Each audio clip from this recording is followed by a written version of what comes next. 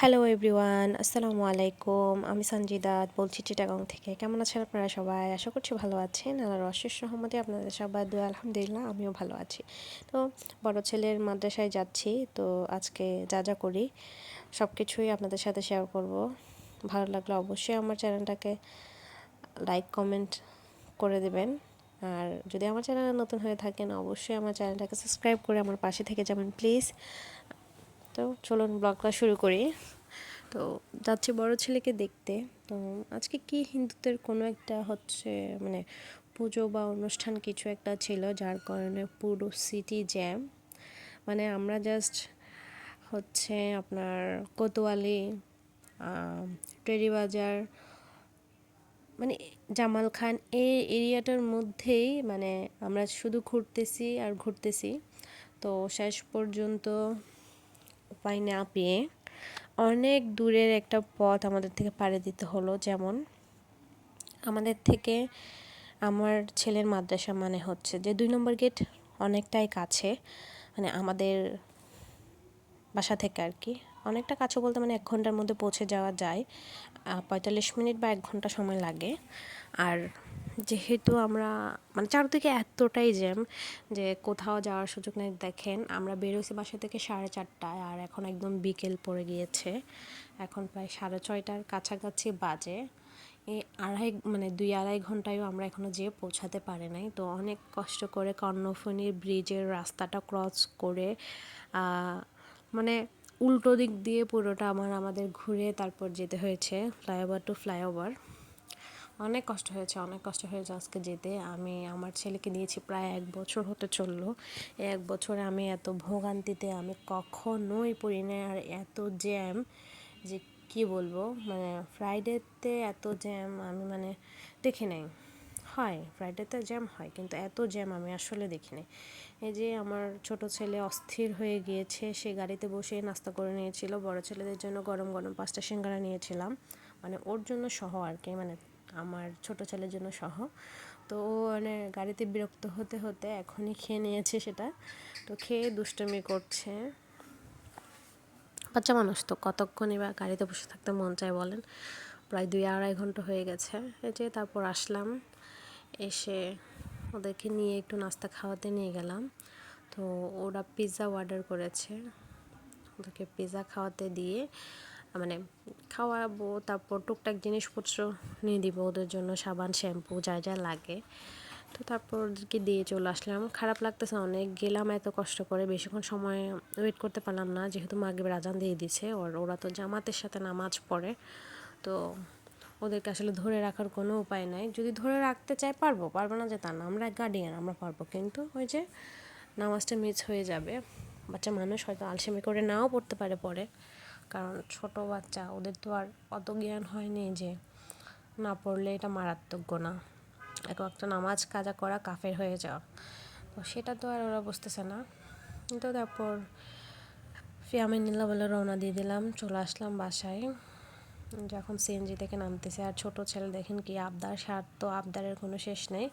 সেখানেই ভাইয়ারা যেটা নিয়েছে তার দ্বিগুণ সে নিয়েছে।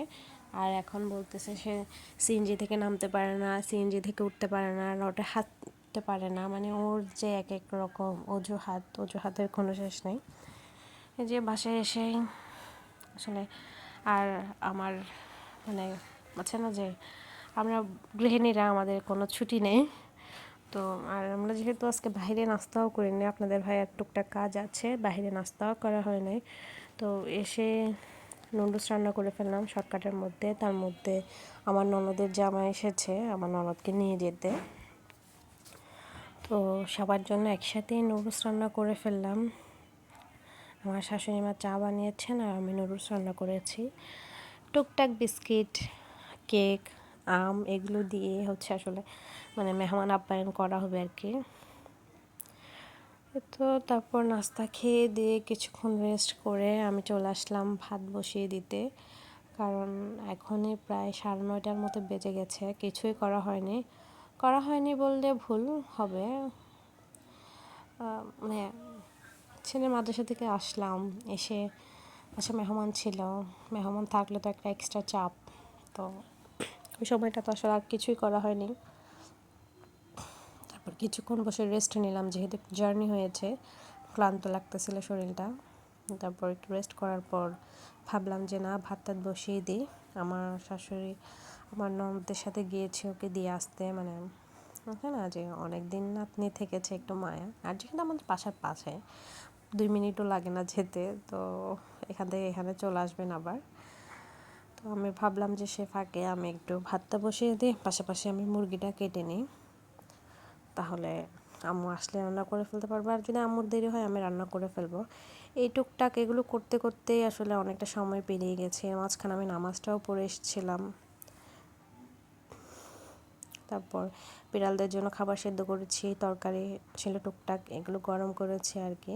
মানে যা যা কাজ আমার করার লাগে আমি সবটাই শেষ করে ফেলার চেষ্টা করেছি। আজকে যেহেতু শুক্রবার, সবাই বাসায় আছে, একটু আর্লি খাবে। আর্লি বলতে কি, মানে 11:30 12টার মধ্যে খেয়ে ফেলবে। অন্য সময় তো আর লেট হয়। আবার মাঝে মাঝে এমনও হয় যে আপনাদের ভাইয়া যদি তাড়াতাড়ি চলে আসে, আমরা 10টার মধ্যেই খেয়ে ফেলি। মানে এক এক সময় এক রকম আর কি, কিন্তু ঘুমাতে ঘুমাতে ঠিকই 2টা 3টে বেজে যায়। আপনাদের সাথে বক বক করতে করতে আমার মুরগিটাও কাটা ঠিক হয়ে গেছে। আর মানুষটা আমি বুঝি না, যারা মুরগি কাটে, মানে কষাই টাইপসের মানুষগুলো আসলেই কষায়।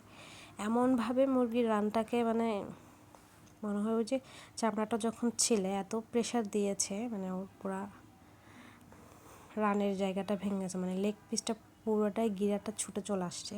দেখে আমার খুব কষ্ট লাগছে যে এত হিংস্র মানুষের সাথে কীভাবে এত হিংস্র হয়। তো যাই হোক, হালাল জিনিস, তারপরও একটু কষ্ট না দিয়ে একটু সফটলি ধরলে হয়তো ভালো লাগতো। মানে ওই মুরগিটা হয়তো কষ্ট পেত না। কি জবাই করার আগেই পেয়েছে নাকি জবাই করার পরে জানি না, বিষয়টা দেখে খুব খারাপ লাগতেছিল। এই যে মুরগি কাটা হয়ে গেছে। দেশি মুরগি একদমই ছোট, তো তাই হাবিজাবি পিস করি নাই, সব দিকে 2 পিস 3 পিস করে করেছি, মানে এক একটা সাইড। তারপর ছোট ছেলেকে একটা আম কেটে দিচ্ছি, জানি খাবে না, তারপরও সামনে দিচ্ছি, যতটুকু মুখে দিবে ততটুকুই ওর জন্য ভালো। কারণ মাশাআল্লাহ মাঝখানে অনেক আম খেয়েছিল, কিন্তু এখন একদমই আম খেতে চাচ্ছে না, জানি না কেন। তো তারপর বিড়ালদের খাবার ছিল যেটা, তো সেটা গরম করে ওদেরকে এখন খাবার দিয়ে দিচ্ছি। ওদের জন্য মুরগিটাও কেটে নিয়েছি অফ ক্যামেরা। আসলে আমি ভিডিওটা অনেক লং হয়ে যাবে, তার মধ্যে আছে না যে ভিডিও করলে কাজ করতে অনেক সময় লাগে, তো তাই আসলে আর ভিডিও করি নাই, অফ ক্যামেরায় সেটা কেটে নিয়েছি আমি। আর শরীরটাও একটু ম্যাচ ম্যাচ করতেছিল, একটু সর্দি সর্দি ভাব, মনে হচ্ছে একটু রং চা খেতে হবে। তো তারপর বিড়ালদেরকে খাইয়ে দাইয়ে নিজেও খেয়ে দিয়ে চলে আসলাম। ছোটো ছেলেকে ঘুম পাড়াচ্ছি পায়ে। আর দেখেন আমার বিড়ালের বাচ্চাগুলো মাশাআল্লাহ অনেক বড় হয়ে গেছে। আর এটা হচ্ছে আমার জ্যাক, আমার 3 নম্বর ছেলে। দেখেন মাশাআল্লাহ, তার ভাবসাবই আলাদা মাশাআল্লাহ। দেখতে দেখতে ভিডিওর শেষ পর্যায়ে চলে আসলাম। আসলে ভিডিওটা এই পর্যন্তই। আমার ভিডিওটা ভালো একটা লাইক কমেন্ট শেয়ার করে দিতে ভুলবেন না। আপনাদের একটা কমেন্ট আমাকে নতুন একটা ভিডিও বানাতে অনুপ্রাণিত করে। আজকের মতো বিদায় নিচ্ছি। আল্লাহ হাফেজ, আসসালামু আলাইকুম।